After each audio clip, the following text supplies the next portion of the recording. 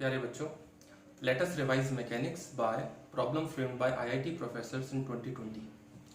बच्चों, आज जो प्रॉब्लम हम समझने वाले हैं स्पेशली नीट के बच्चे जो नीट में अपना स्कोर इम्प्रूव करना चाहते हैं, उन बच्चों के लिए ये जो क्वेश्चन है इसमें A B C D choices हैं। तो नीट के बच्चों को ओनली ए और बी चॉइस पे फोकस करना है। मतलब नीट के बच्चों के लिए सी और डी चॉइस नहीं है, वो जेई मेन और जेई एडवांस लेवल पे चली जाती है।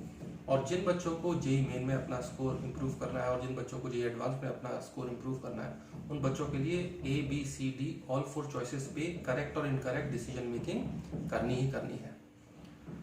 तो बच्चों, प्रॉब्लम को समझने के प्रोसेस में हम ये भी समझते जाएंगे व्हाट आईआईटी प्रोफेसर्स वांट। तो बच्चों, शुरू करते हैं। So dear students, let's revise mechanics by problem framed by IIT professors in 2020, JEE Advanced 2020।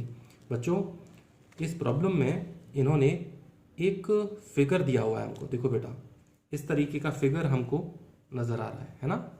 Okay, अब समझते हैं और क्या इंफॉर्मेशन दी हुई है। फोकस बनाए रखना सारे बच्चे। A rod of mass m and length l pivoted at one of its ends is hanging vertically। तो एक रॉड की बात हुई जो इस तरह से हैंगिंग पोजीशन में, जैसे सिंपल पेंडुलम होता है, जैसे एक रॉड, जैसे मान लो हमारी ये पेंसिल है और इसमें यहाँ पे हम ऑल पेन लगा करके और इसको ऐसे फ्री टू रोटेट कर दें, तो इस तरीके से ये है system. A bullet of the same mass moving at speed v strikes the rod horizontally at a distance x from its pivoted end and gets embedded in it।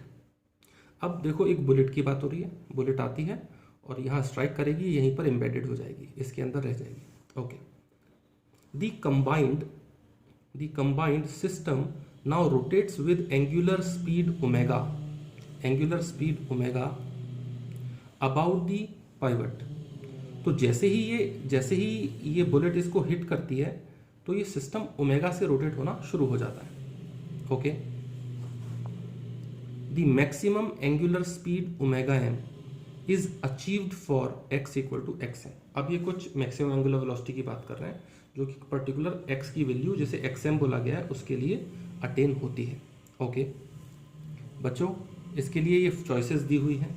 जैसे ए और बी चॉइसेस में तो ओमेगा की कुछ values बताई गई हैं, as a function of x हमें पता करना है, और एक्स एम की एक वैल्यू लिखी है, हमें देखना है कि ये करेक्ट है या इनकरेक्ट, और करस्पॉन्डिंग ओमेगा एम की वैल्यू लिखी हुई है, अब वो करेक्ट है इनकरेक्ट है, हमें ध्यान से पता लगाना। सारे बच्चे,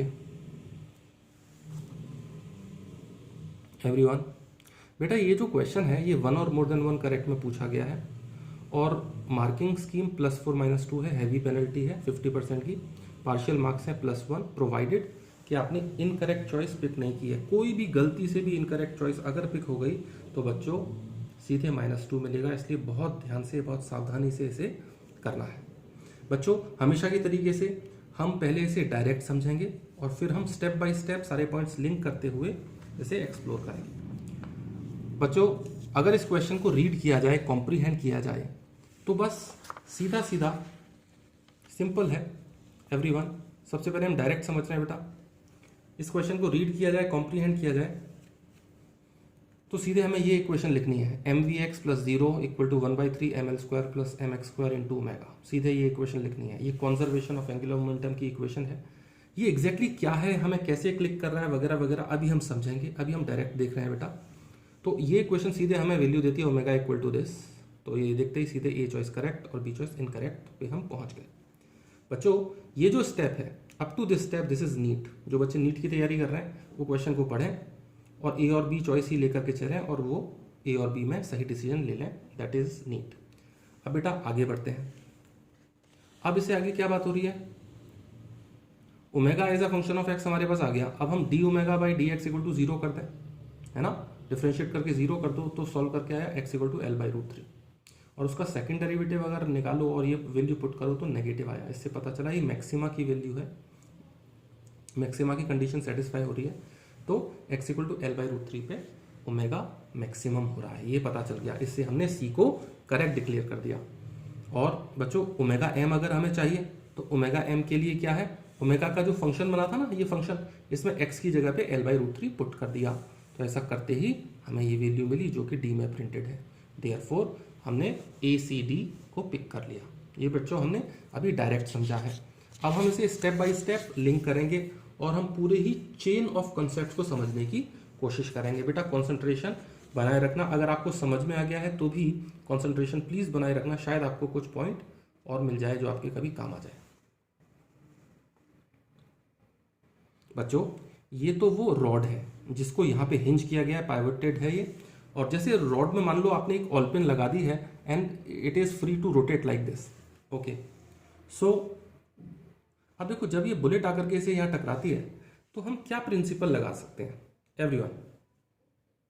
we can apply principle of conservation of angular momentum about the hinge और अबाउट द पाइवट। ये जो अपनी ऑल पिन है ना, ये जो हिंज है पाइवट है, इसके अबाउट हम कंजर्वेशन ऑफ एंगुलर मोमेंटम लगा सकते हैं। बच्चों जैसे ही ये इम्पैक्ट होगा तो यहाँ पे जो हिंज रिएक्शन बनेगा ना, हिंज भी कुछ रिएक्शन लगाएगी, तो उसका जो अपना टॉर्क होगा ना इसी पॉइंट के अबाउट वो जीरो होगा। और जब एक्सटर्नल टॉर्क एब्सेंट होता है बच्चों तो क्या कंजर्व होता है? Angular momentum. ठीक है, तो बच्चों फोकस बनाए रखना। देखो बेटा, initial angular momentum equal to final angular momentum. हमने कैपिटल एल की जगह कैपिटल एल स्टार लिख दिया क्योंकि यहाँ कैपिटल एल कुछ और भी है, लेंथ भी है। तो initial angular momentum equal to final angular momentum. अच्छा ये बताओ किसी पार्टिकल का एंगुलर मोमेंटम आप कैसे लिखते हो? देखो m मास का पार्टिकल अगर v वेलोसिटी से चले और r परपेंडिकुलर डिस्टेंस हो तो m v r परपेंडिकुलर लिखते हो ना आप। तो यहाँ क्या हो गया, m v और r परपेंडिकुलर क्या है, x। ठीक है, तो एम वी आर परपेंडिकुलर मतलब ये एम वी एक्स का टर्म बन गया प्लस जीरो। देखो बेटा रॉड के पास तो कुछ नहीं था, रॉड तो रेस्ट पे थी, तो रॉड का अपना एंगुलर मोमेंटम जीरो हो गया। ओके, तो इनिशियल एंगुलर मोमेंटम हमारा m v x plus zero. Okay, that is equal to I omega. अब बेटा आई क्या आने वाला है? I is moment of inertia of the entire system. अब बच्चों सिस्टम का मोमेंट ऑफ इनर्शिया कैसे लिखोगे? बेटा आपको मोमेंट ऑफ इनर्शिया लिखना आता है ना, एक तो रॉड का लिखोगे, रॉड का वन एंड के अबाउट कैसे लिखते हो बताओ? 1/3 ml²। ठीक है, तो 1/3 ml²। देखो ये तो रॉड का आ गया। और जब ये बुलेट यहाँ पर एम्बेडेड है तो एक पार्टिकल का कैसे लिखते हैं? मास इनटू डिस्टेंस का स्क्वायर, तो ये हो गया mx²। ठीक है, तो ये जो आई सिस्टम वाला जो टर्म है यहाँ प्लेस किया और सीधे ओमेगा को हमने पता किया, तो हमें सीधे सीधे ओमेगा मिल गया। इससे ए करेक्ट और बी इनकरेक्ट, ये नीट वाला स्टेप हो गया अपना। सारे बच्चे कॉन्सेंट्रेशन बनाए रखना। अब आगे चलते हैं बेटा, अब हमें इसे मैक्सिमाइज करना है। तो बेटा किसी फंक्शन को मैक्सिमाइज करते हैं तो कैसे करते हैं? उसका डिफ्रेंशिएशन करो D omega by D x. तो अगर इस फंक्शन को डिफ्रेंशिएट किया जाए बच्चों तो ऐसा कुछ बन रहा है ना। आपको याद है यू बाई वी का डैश कैसे करते हैं? U dash v minus v dash u upon v square. तो जरा करवाओगे डिफ्रेंशिएट कॉन्सेंट्रेशन, जरा करवाओ। देखो न्यूमरेटर, तो differentiation of numerator into denominator as such minus differentiation of denominator ये रहा into numerator as such upon denominator का होल स्क्वायर, है ना। अच्छा 3vx का डी अपॉन डी एक्स करवाओ, तो 3v इंटू 1 और इसका करवाओ ये पूरा तो इससे एस सच मल्टीप्लाई करके यहाँ लिख दो माइनस। अब इसका करवाओ, तो इसका क्या लिखोगे आप? 0 हो गया एल स्क्वायर का, और 3x² का क्या लिखोगे? 3 इंटू 2x और इंटू ये न्यूमरेटर एस सच। ठीक है, डिवाइडेड बाय अब ये डिनोमिनेटर का होल स्क्वायर। चलो done, and this equal to 0।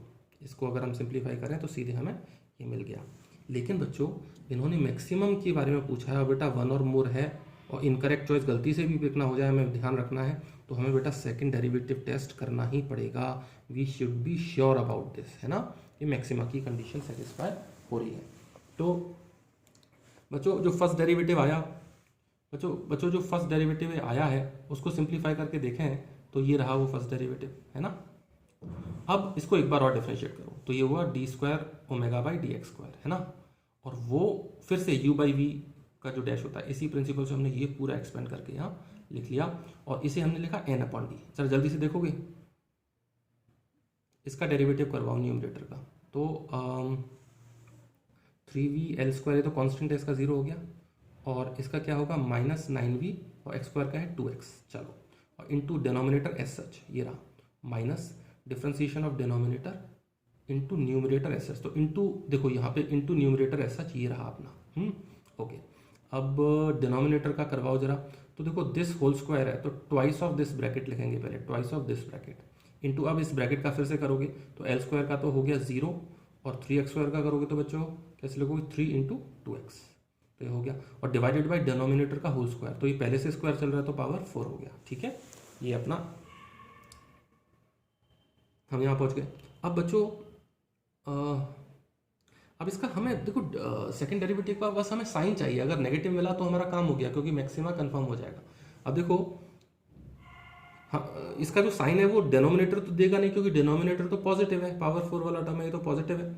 अच्छा, अब न्यूमरेटर पर फोकस करें तो ये जो n है ना, तो n ले लिया, n/d मतलब न्यूमरेटर अपन डिनोमिनेटर, तो न्यूमरेटर हमने लिया, और न्यूमरेटर को अगर हम सिंप्लीफाई करके देखें तो वो कुछ ऐसा आ रहा है बेटा, जैसे -18vx into this bracket square -12x this bracket into this bracket into 3v, है ना। अब एक इंपॉर्टेंट बात है, देखो बेटा हमें इसका बस साइन चेक करना है, तो पहले इसका पैटर्न देखो ये कैसा है। ये पैटर्न ऐसा negative of something into this bracket into 3v, है ना।